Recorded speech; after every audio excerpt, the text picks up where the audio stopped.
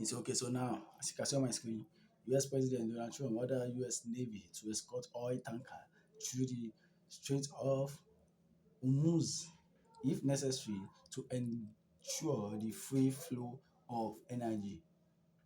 You see, orí Donald Trump yìí ó gbọ́n bí olóbùkún, ó dájà létọ̀, òun sì kí ọ̀kan tiẹ̀, ó dẹ̀ bọ̀m̀bọ̀m, ó dẹ̀ now ìṣirò ogun is striking Iran ship. He now wanted to strike Iran ship. Olóbùkún ọmọ. Donald, I've told you, stop the ogun, dáwọ́ ogun dúró. Ceasefire, ceasefire, ceasefire. You say no. You want to fire more. You want to fire more. You want to fire more. Do you want to roll out? If you fire more, fire more, fire more. You want to control the country, man. Iran has full. You say ceasefire, ceasefire, ceasefire. You say no. You say no.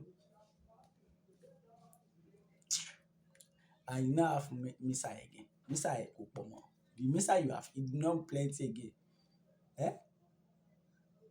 You have allowed Donald to sink your navies.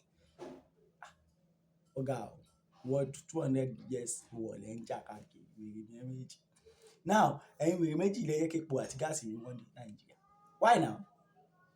Torí kò yé mi, ṣé ìjà tí yóò pọ̀n sáyẹ̀ mi ni?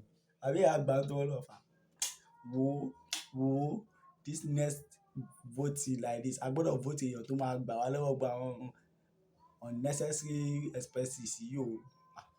Because me, I don't have money to shop. Àwọn máa tún máa ra epo tó ti wọ́n jù.